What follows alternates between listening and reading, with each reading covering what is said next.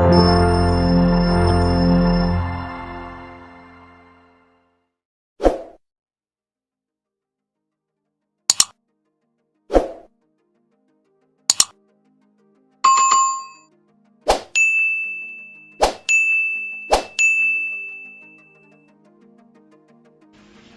assalamualaikum warahmatullahi wabarakatuh. Sampai ketemu lagi di acara Hamti. Kita akan bahas di hari Senin ini adalah mengenai manajemen SDM ya. Manajemen SDM kita akan bahas mengenai proses seleksi dan rekrutmen. Ini kira-kira ya. Oke, rekrutmen dan seleksi karyawan adalah suatu proses mencari, terus kemudian kita temukan, terus mengajak dan menetapkan atau orang yang kita ajak ini untuk menjadi bagian dari perusahaan dari luar ya. Calon tenaga kerja ini harus memiliki karakteristik yang tertentu yang akan ditetapkan dalam perencanaan SDM. Sudah disebutkan sebelumnya. Baru kita lakukan rekrutmen. Kemudian tujuan utama dari proses rekrutmen adalah untuk mendapatkan orang yang tepat bagi satu jabatan yang sudah kita rencanakan, sehingga orang tersebut mampu dan mau untuk mampu mengerjakan apa yang kita tugaskan nantinya. Kemudian kita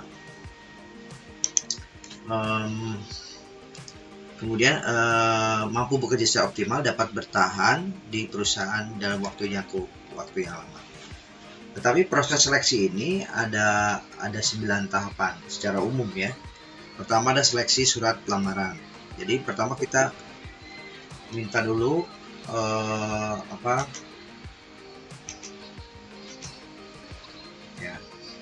Nah, kemudian kita proses seleksinya itu ini seleksi surat lamaran dan CV-nya. Jadi biasanya kita melakukan cari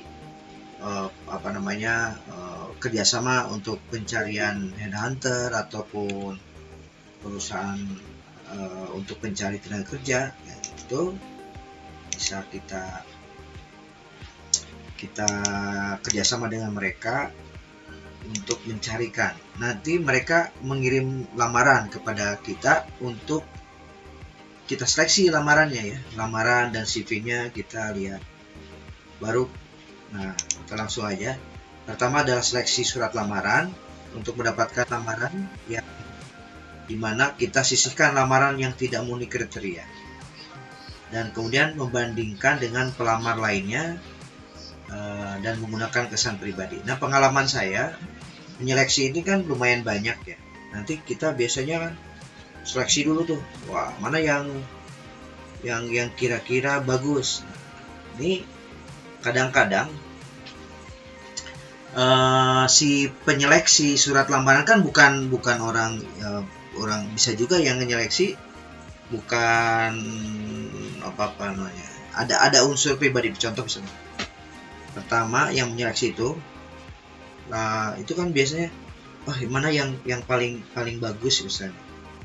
Nah, paling gampang nih kalau misalnya butuh cowok. Nah, kalau yang menyeleksi cowok ada yang foto yang rada ganteng dikit, pasti akan diambil tuh, dilihat.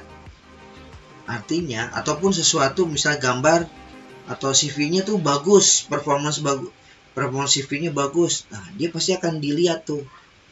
Nah, kalau yang tidak menarik sama sekali, tulisan biasa, tulisan pakai ini, kemudian sesuatu yang tidak menarik, dia tidak akan dilihat dulu tuh karena saking banyaknya. Nah, apalagi dengan misalnya di internet gitu kan, kumpul datanya kan cuma di scroll. Nah, tekniknya kalian membuat lamaran itu adalah kira-kira pada saat kita melamar itu dari lamaran, dari kop surat ataupun kan sekarang zamannya zaman IT ya, semua tuh serba file. Ya filenya tuh yang kira-kira pas ngeliat buka tuh CV-nya, karena tuh kelihatan kok enak dipandang gitu. Makanya desain CV juga sangat penting. Ya. Terus yang kedua, menyeleksi itu biasanya cari yang kira-kira dibutuhkan. Misalnya contoh, kita butuh persyaratan utamanya adalah teknik industri. Nah, terus kemudian apa? Nah, terus kemudian apa misalnya ada keterampilan-keterampilan lain, semakin banyak kayaknya menarik gitu. Kalau cuma sedikit sederhana set gitu, orang nggak akan menarik untuk diambil seleksinya itu. Nah, ini pengalaman kita. Jadi seleksi surat lamaran juga menjadi istilahnya kalau mau bikin surat lamaran itu harus eye catching. Semua orang tuh ngelihat apa nih, kok aneh banget nih, sesuatu yang menarik. Nah, bagi yang punya wajah yang rupawan, biasanya orang selalu tagging duluan, ini cakep nih, coba lihat, wah itu kan selalu gitu. Nah, satu itu. Yang kedua, nah ini contoh dari surat lamaran nih. Nah, kemudian jelas paling dilihat dari umur, umur laki sarjana atau apa gitu ya. Nanti dilampirkan biasa. Nah, pada saat di sini bisa kita seleksi juga. Kalau ternyata kita jabatannya butuh SIM, minimal persyaratan SIM, nah cantumkan lah. Atau sertifikat lain dimasuki di sini. Oke. Terus kemudian, nah ini juga CV-nya juga harus kalau bisa menarik gitu, jangan hanya sederhana banget, harus ada panjang itu, ada semakin banyak bagi orang menarik desainnya gitu ya. Pengisian belangko lamaran. Nah, pada saat dikirim itu kan orang kan dipanggil. Nah, saran saya bagi yang mau melamar itu, saya punya pengalaman 10% saja. Misalnya toh, kalau kita mau dipanggil ada 10 perusahaan dipanggil datang, berarti kamu harus mengirim sekitar 100 lamaran, tapi kepada yang cocok ya, yang kira-kira yang memang jadi asal jangan ngelamar, tapi ngelamar itu memang ini yang target kita. Nah, itu kita kirim minimal 100 lah. Nah, 100 baru 10%, itu juga belum tentu lulus.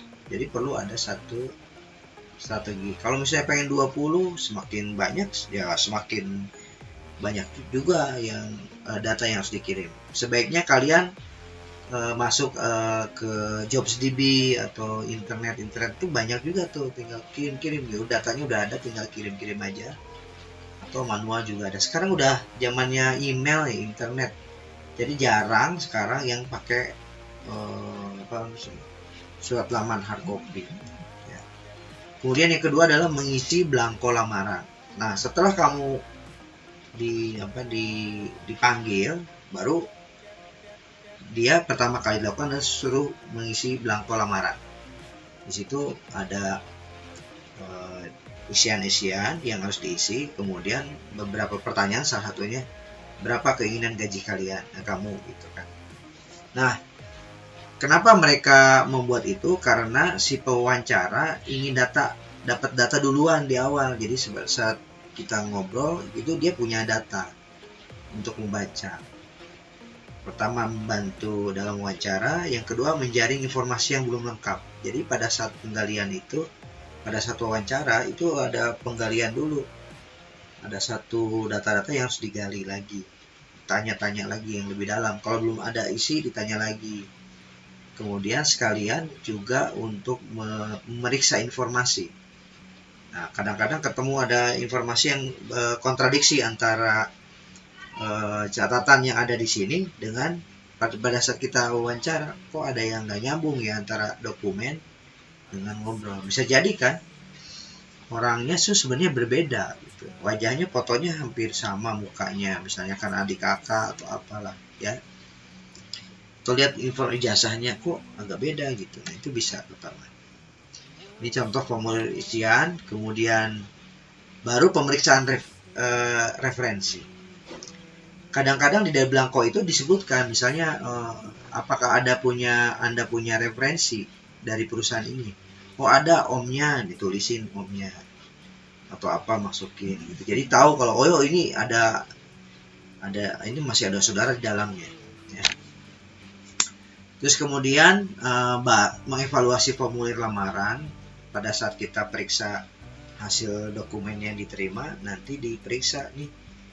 Misalnya gini, ada beberapa kepentingan. Contoh misalnya pabriknya ada di Tangerang. Kalau dia misalnya orang Cirebon ke sana, kira-kira kan dengan gaji segini cukup nggak dengan tambah kosan dengan.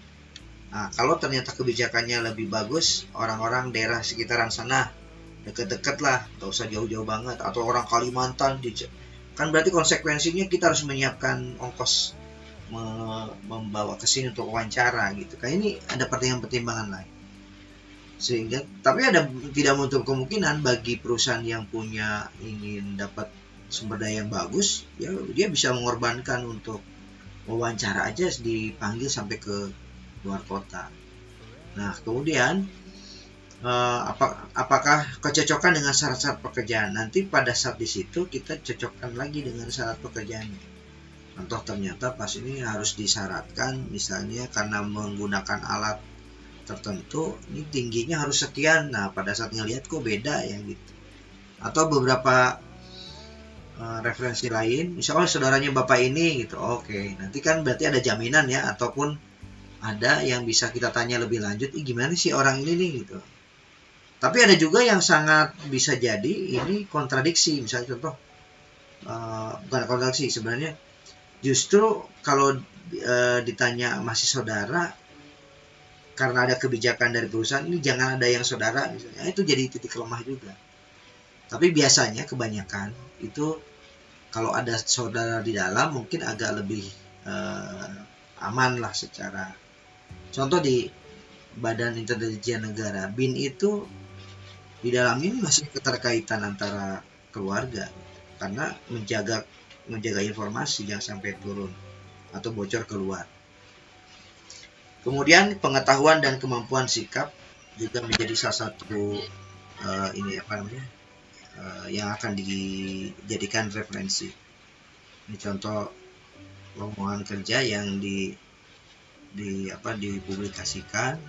Kemudian pemeriksaan tadi udah ya, pemeriksaan referensi ini. Oh ya, ini dalam rangka apa? Meneliti siapa referensi pelamar, dipercaya atau tidak untuk memberikan informasi mengenai sifat, perilaku, pengalaman kerja, hal-hal yang dianggap penting. Jadi suatu hari nanti sebelum direkrut ditanya dulu gimana orangnya, oh baik udah gitu kan.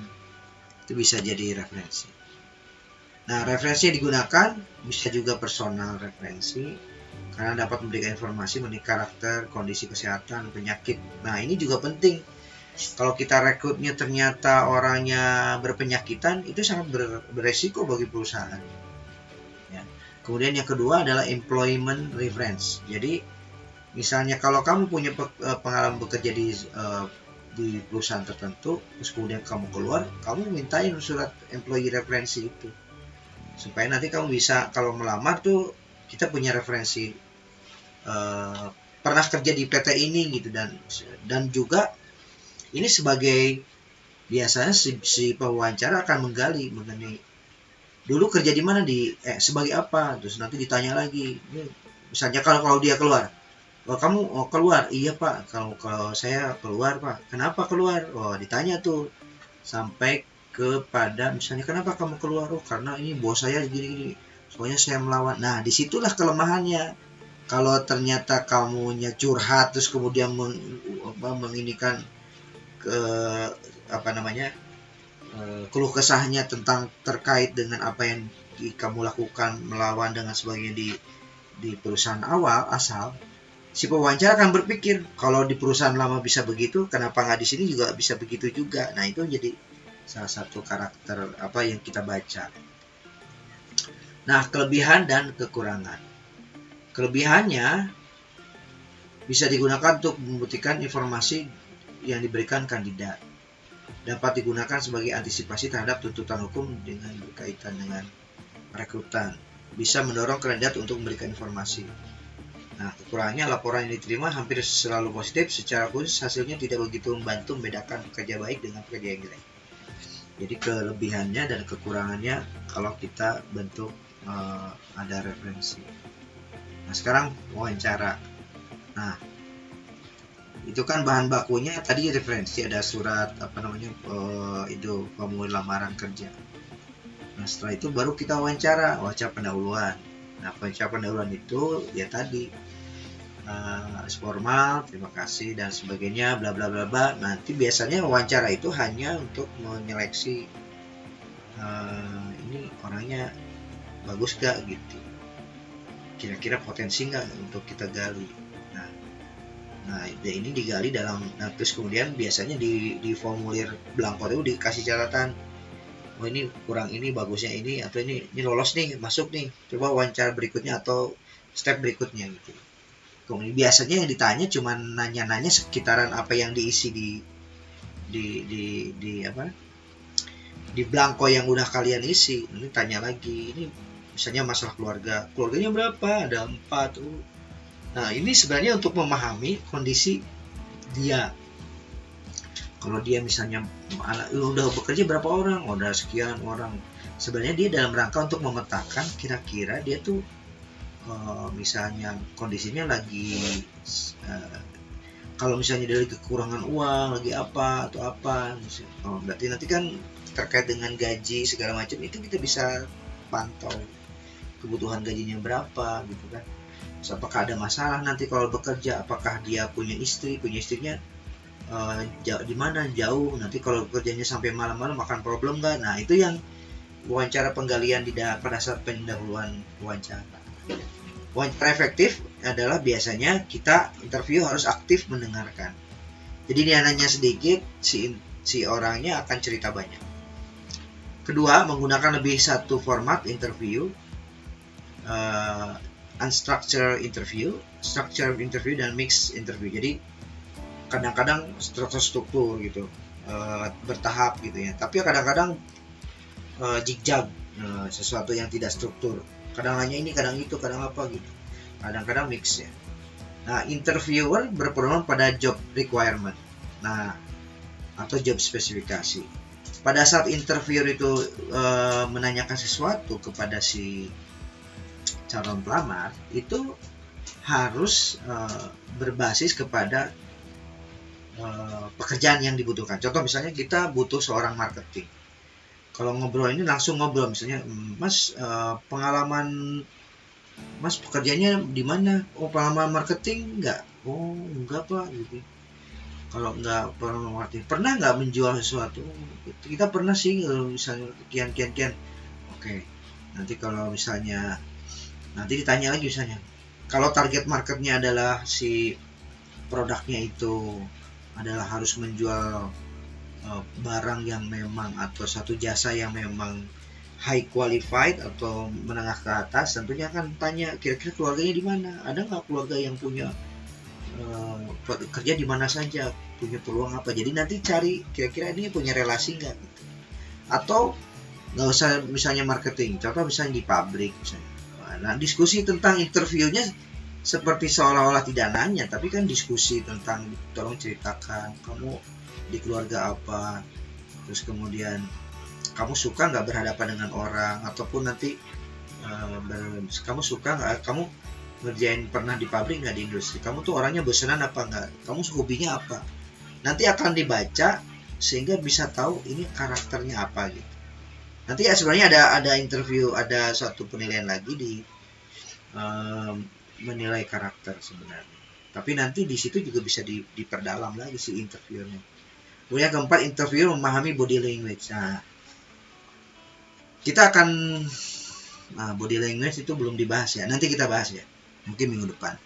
Interviewer akan memahami body language. Body language itu apakah nih orangnya lagi bosan, lagi sakit, lagi ngeluh, lagi ada banyak pikiran, ataupun nanti dia lagi ngarang, lagi berbohong, lagi, itu bisa ketahuan di body language. Ini contoh tes wawancara ya. Kriteria apakah yang harus dimiliki untuk menjadi pemimpin yang sukses? Jadi cuma nanya, menurut Bapak gimana tujuannya? Bagaimana kalau Bapak jadi pemimpin itu harus gimana? Nanti digali tuh. Apa latar belakang pendidikan, banyak pelatihan, banyak banget. Ini yang dibahas itu tergantung sebenarnya objek. Si pewawancara atau interviewer ini harusnya bisa mampu menilai kira-kira dia itu cocok nggak untuk jabatan yang kita mau tawarkan. Nah, gitu. Nah, proses wawancara itu perkenalan diri, kemudian dan penilaian pertama. Pada saat perkenalan dan penilaian pertama kita lihat, ini orangnya talente atau baik, bagus. Kalau misalnya dokil, kayaknya gimana sih kalau ngomongnya gimana, ini itu dibahas juga atau menjadi objek perhatian juga bagi pewawancara. Kemudian B, meyakinkan pelamar.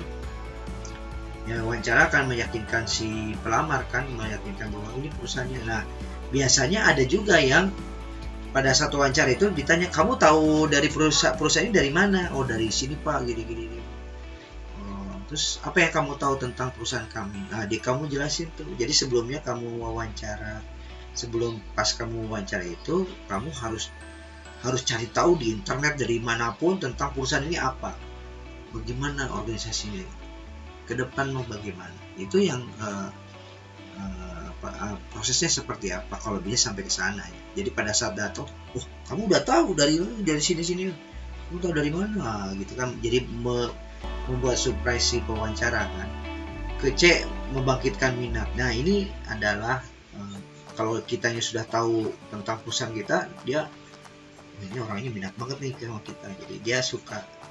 D adalah evaluasi mendalam dalam penilaian akhir. Nah, ini pendalaman terus menerus pada si pewawancara, si yang pelamar ya. Baru kita kesimpulan, ini kurangnya di sini atau kelebihannya apa disebutkan nih, lanjutkan misalnya, atau ke proses berikutnya, lolos misalnya, atau gitu catatan si pewawancara. Kelima adalah tes penerimaan. Nah, setelah wawancara ini baru, karena tes penerimaan itu kan ada tes fisiologis. Tes fisiologis itu biasanya nyewa ke orang atau ke perusahaan HRD gitu.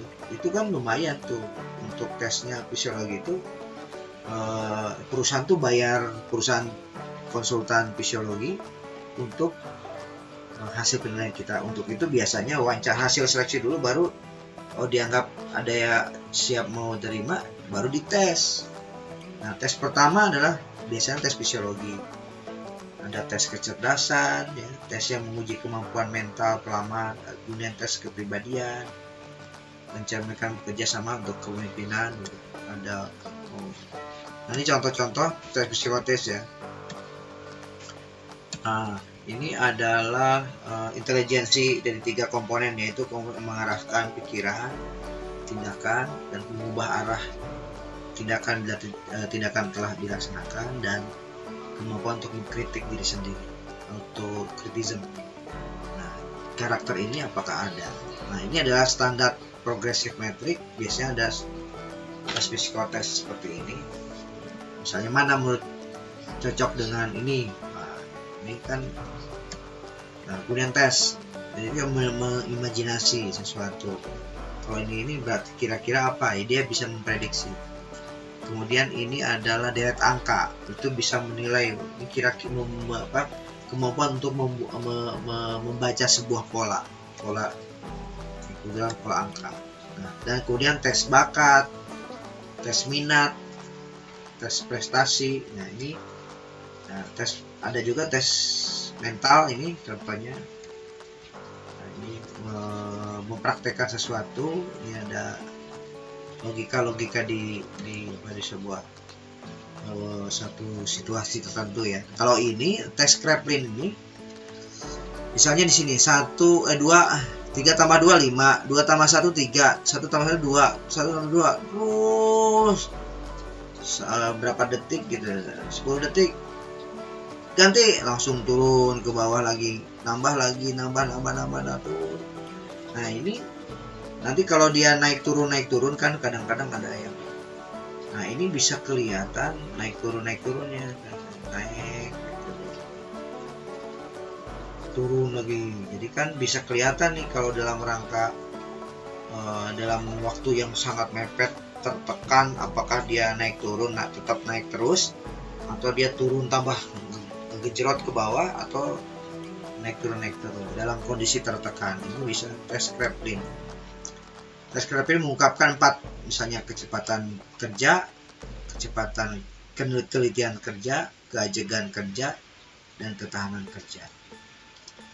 Kemudian tes physical test lainnya, knowledge, yaitu bentuk tes menguji informasi yang dimiliki pelamar. Biasanya itu tes akademis, misalnya. Jadi tentang pengetahuan. Ketiga adalah tes medical test, yaitu ya seperti biasa secara fisik. Contoh sampelnya, contoh sampel akademik ya. Ini bisa jadi terkait tentang, kalau tentang industri ya tentang ngomongin, jelaskan yang dimaksud kaizen, apa itu kaizen, dan seterusnya yang kaitannya dengan industri kalau kamu masuk ke pabrik sesuai bidangnya. Keenam, tes fisiologi, yaitu langkah-langkah pemeriksaan fisiologi, nah ini ada persiapannya, spesifikasi jabatannya, alat-alat tesnya, lembaran pelaksanaan pengetesan, scoring, pelaporan, dan lain-lain. Nah, baru alatnya, contoh tes kecakapan, dirancang untuk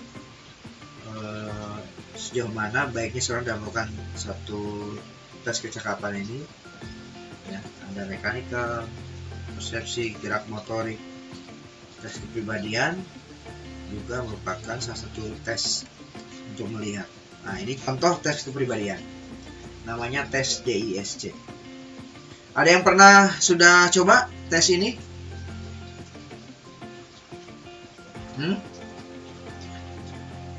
Ada yang sudah pernah coba?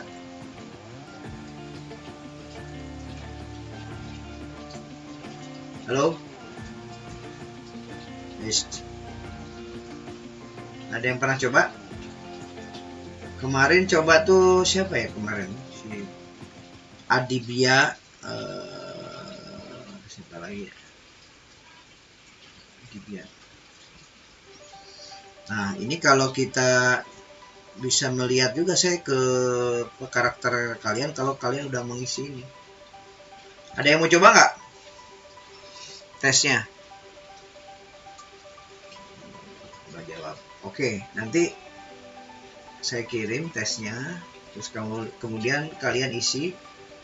Nanti bisa kita lihat nih karakternya seperti apa. Nah, ini bisa ya. Kemudian ada 20, ada 40 yang harus diisi. Apakah itu misalnya ini, misalnya satu itu misalnya bicara meriah, bersikap seperti bos, kemalu-maluan, suka dandan, tanpa ekspresi, datar, dan lain-lain. Ini mana 4 karakter ini yang paling cocok menurut kita? Ya harus milih salah satu. Misalnya, saya rame misalnya, berarti I, taruh di sini I. Gitu. Jadi belakangnya aja ditulisnya di paling itu. Nanti dilihat mana yang dominan. Misalnya kalau D, dominannya driver itu adalah keras kepala, suka menyanjung diri, pede, terus kemudian tipikal pemberontak, maunya orang lain mendengarkan kita gitu. Kalau I itu karakternya rame, banyak temennya, pengennya dihargai, suka menjadi perhatian orang. Kalau C, compliance itu C itu compliance ya, orangnya selalu membanding-bandingkan, selalu kalau ini sesuai aturan main. Kalau S itu lebih ke apa untungnya saya. Nah, tapi dari C sama S itu sangat lamban kalau bekerja. Ini adalah tes kepribadian. Ini ada cuman gini doang, nanti suruh gambar tuh. Nah, menurut pandangan dia, ini terusin gambarnya. Masing-masing punya persepsi sendiri, jadi kita bisa tahu, dia punya pola pikir ke arah sini ke depan, mau kerja di industri, mau jadi apa, arsitek dan sebagainya, itu bisa kelihatan di sini. Nah, kemudian ini sama juga nih tes grafis. Nah, tes grafis ini dari sini kamu bisa menceritakan kaitannya dengan beberapa gambar. Tolong ceritakan. Jadi analisa untuk berpikir, menyambungkan suatu hal. Tes kepribadian proaktif, projektif merupakan ukuran-ukuran kepribadian dalam bentuk struktur dan seterusnya. kita ada tes situasional tuh lebih kepada ada satu kasus, misalnya ada satu kasus, tolong didiskusikan. Nah itu didiskusikan, nanti di videoin bisa kelihatan, oh ini karakternya A B C D, bisa kelihatan ini apa yang harus dilakukan. Strategi tes itu adalah tes lapangan. Nah, informasi lewat biografis, pertanyaan dari daftar pertanyaan biografi untuk menemukan pertanyaan yang ciri-ciri objektif dari latar belakang sekolahnya, pekerjaan dan lain. Ini informasi biografinya.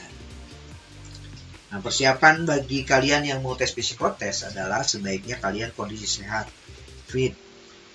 Nah, kemudian hanya membutuhkan kesehatan mental, kemampuan menjawab apa adanya, kemudian terlihat gambar kepribadian, menyiapkan alat tulis yang tidak mengalami masalah. Kalau bisa datang 30 menit sebelum tes.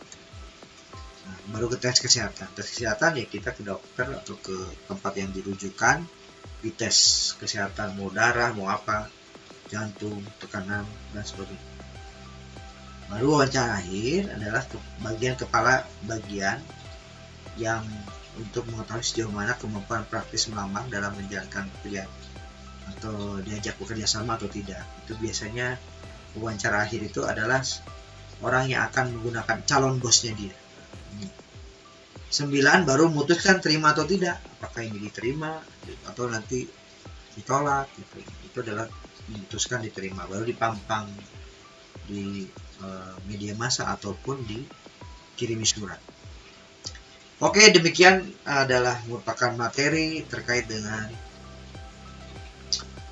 rekrutmen dan seleksi karyawan. Oke, ada pertanyaan?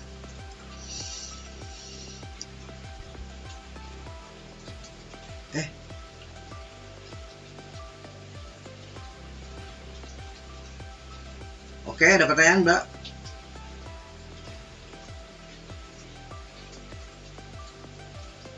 Dari tadi belum dipresentasikan ya? Oke, gitu aja. Terima kasih.